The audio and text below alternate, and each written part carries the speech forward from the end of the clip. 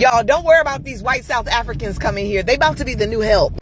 Guys, the refugee program just ended on Twitter. Does the colonizer have the right to exist on the land of the indigenous people? Yo, someone asked a very important question. What's next for the Afrikaner refugees now that DJT and Elon Musk have fallen out of their friendship? Imagine it. Think about it. Let me know what you think is next for them. Now, because these people just arrived in America like 30 days ago, okay? And the entire planning of them having a very good life and settling in America was supposed to come from DJT and Elon Musk, most especially Elon Musk as their father figure because they are from his home country. Now that DJT and Elon Musk have broken up, what is next for them? Now, because we all know already, one of them unalived the wife. America's becoming hard.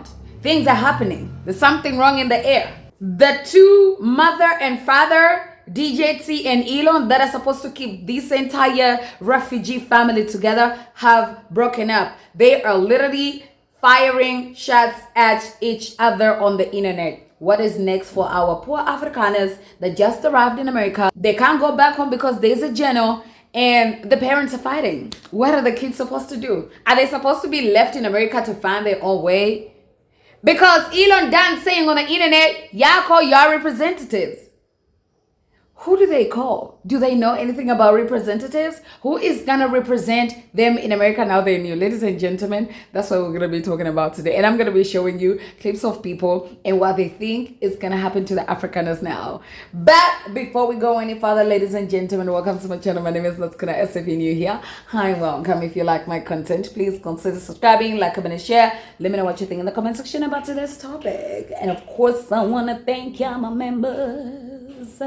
Yeah, they're the best. Does the colonizer have the right to exist on the land of the indigenous people? By now, I'm sure we've all seen the foolishness of white South African refugees escaping an imaginary genocide. I didn't come here for no foolishness. And we are all aware of the many actual genocides happening at this very moment and the perpetrators. When I was in South Africa, one of the most infuriating things was learning that the European 10% minority of the population held 90% of the wealth. That shit boiled my fucking blood. These are the Afrikaners who think you could just change the spelling and pronunciation and now you're African. Bitch, you're Dutch.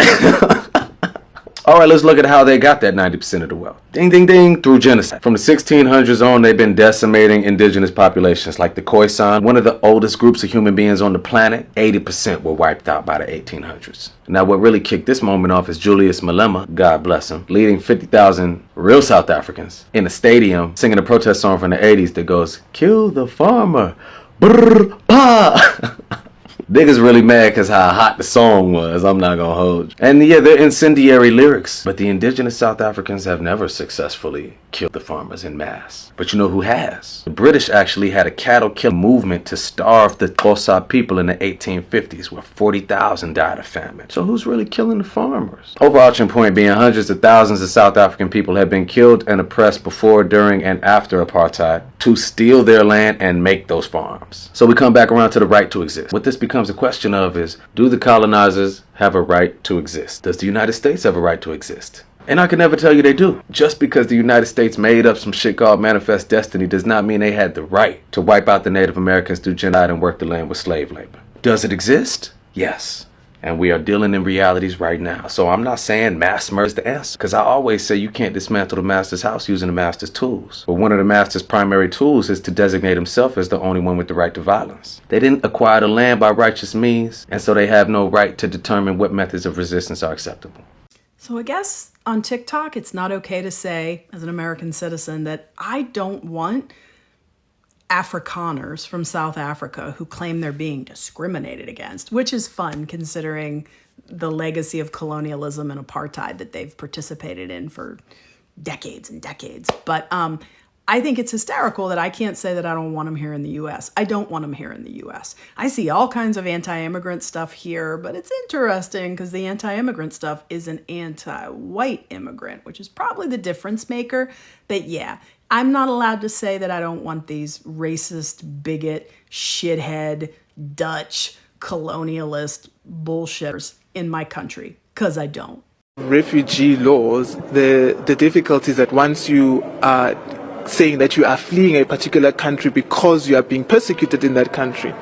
Once you are in the host country, it would be difficult for you to engage with the diplomatic services of that country because that's the country that's persecuting you as an individual, or that's the government that's persecuting you. So it would be very, very difficult for those individuals to engage with the diplomatic services of South Africa should anything arise. If they choose to do so, it would mean that they are revoking their refugee status in the host country.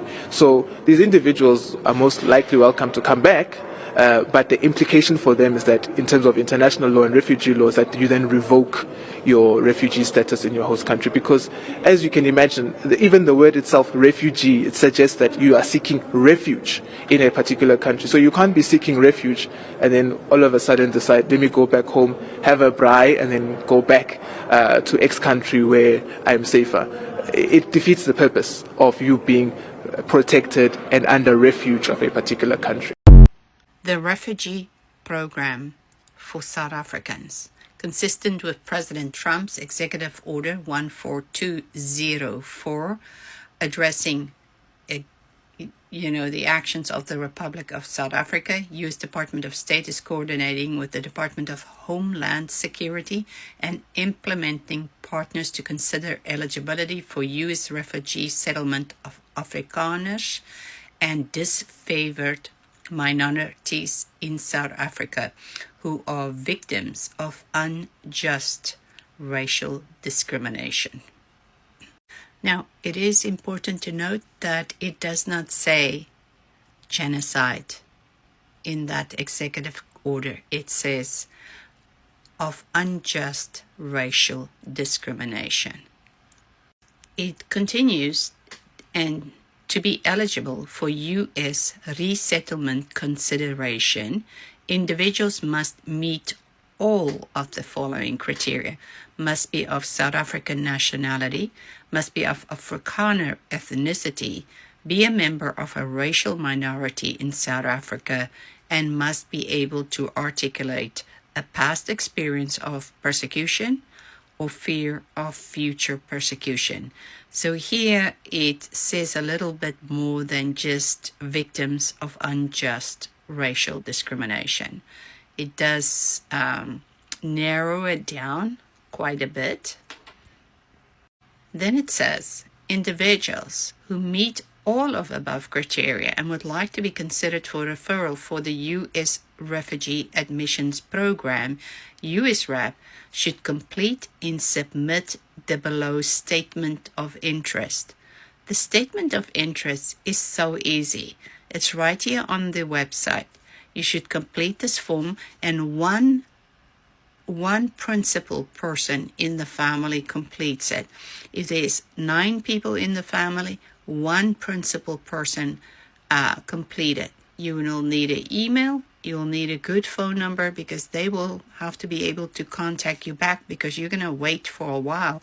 There's probably a lot of people that show interest. I hear there's a lot now.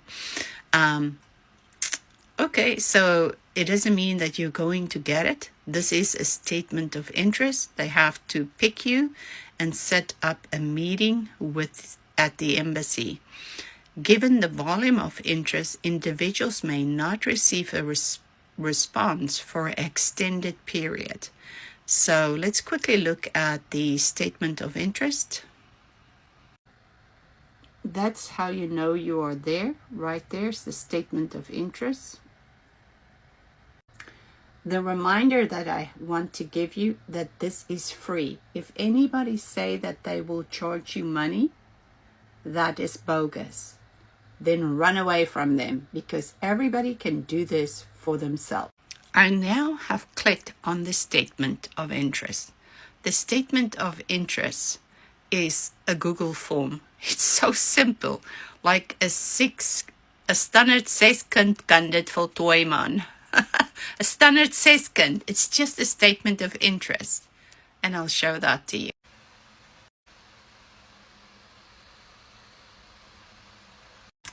And then the last question that form has, that Google form is, please select which option best represent your personal circumstances that you believe qualifies you for refugee status.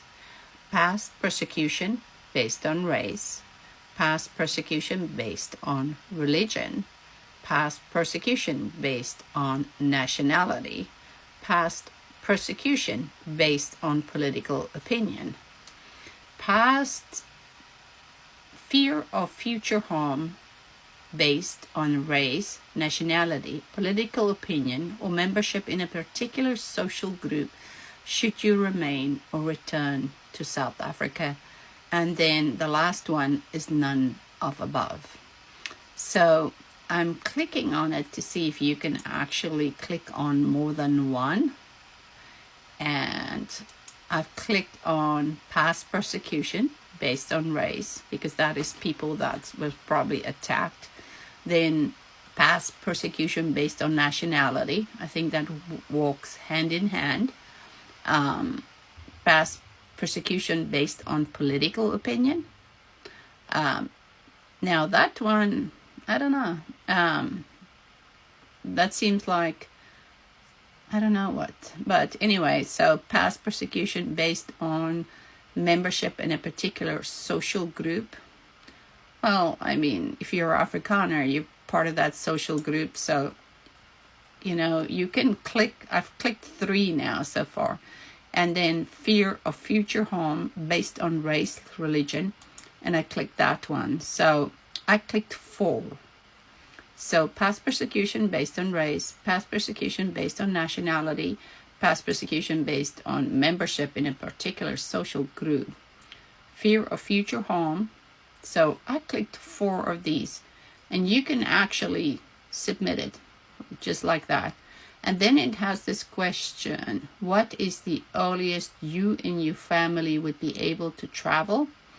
Then it says, do you, the principal, the person completing the form, and all your family members who are interested in resettlement have a valid South African passport?